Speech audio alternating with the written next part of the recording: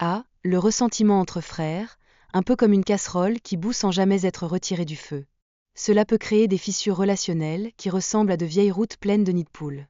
Il est crucial d'aborder ces questions pour éviter que ces tensions ne se transforment en une série dramatique interminable.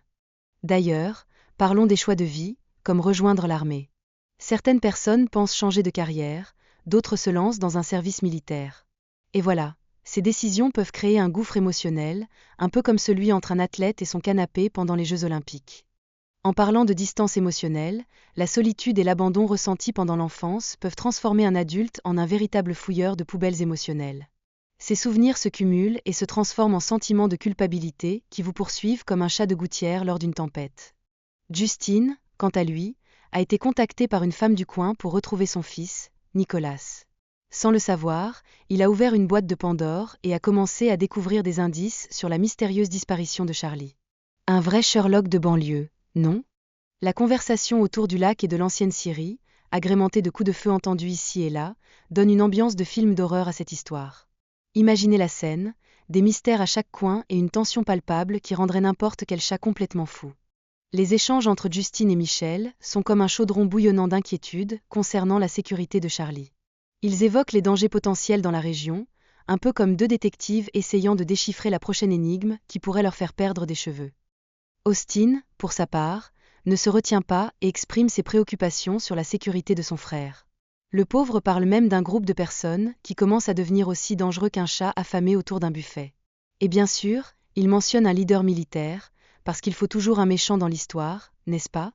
Cette discussion tourne autour de thèmes de survie et de méfiance envers les autorités. Austin se sent trahi par la police, qui semble plus intéressée par son café que par ses informations sur les menaces. Comme quoi, même les super-héros ont parfois du mal à faire leur job. Billy entre dans la danse en expliquant l'importance historique de la terre qu'il occupe. Avec des origines amérindiennes et des préoccupations environnementales qui feraient rougir un militant, il cherche une légitimité pour ses actions. Un vrai héros local, qui se bat pour la planète tout en déterrant des vérités méconnues. Les personnages évoquent la possibilité d'un corps enterré. Oui, rien de tel pour égayer une conversation. Ils insistent sur la nécessité d'une enquête approfondie, ce qui soulève des questions sur la responsabilité des autorités, un peu comme si on demandait à un chat de surveiller un aquarium. Alors que la confiance et le soutien mutuel sont mis à l'épreuve face à des menaces extérieures, on réalise que la solidarité devient un besoin vital, comme une bonne tasse de café le lundi matin. Ces moments difficiles révèlent la vraie nature de l'amitié, et parfois, il ne s'agit pas seulement de partager des chaussettes. Les relations entre les personnages sont tendues, avec des accusations qui volent comme des confettis lors d'un mariage. C'est l'occasion de mettre en lumière des dynamiques familiales et amicales compliquées, où chaque mot peut être un piège mortel, surtout dans une réunion de famille. Les conséquences de l'absence d'un parent sont mises en avant, créant une dynamique familiale qui ressemble à un jeu de dominos.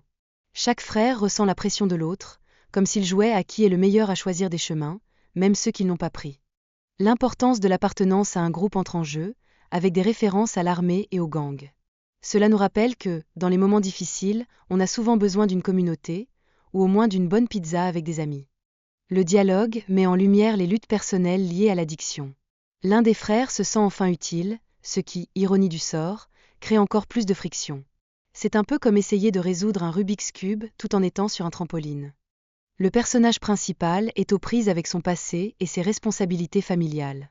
Un vrai jongleur qui doit équilibrer le devoir d'aider son frère en difficulté et ses propres démons, une tâche digne d'un super-héros, mais sans le costume. La discussion sur les changements de plan souligne l'imprévisibilité de la vie. Comme un chef cuisinier qui doit improviser avec des ingrédients inattendus, les personnages doivent s'adapter pour surmonter les obstacles qui se dressent devant eux, tout en évitant de brûler leurs plats. Une conversation sur la moralité et les choix difficiles éclaire les dilemmes éthiques auxquels les personnages sont confrontés. Comme des élèves essayant de tricher lors d'un examen de philosophie, leurs actions passées les hantent et sculptent leur avenir. Le concept de « mal nécessaire » émerge, laissant entendre que des actions moralement ambiguës peuvent être justifiées dans des circonstances critiques. C'est une réflexion qui questionne les valeurs des personnages, un peu comme demander à un chat de choisir entre un poisson et un jouet.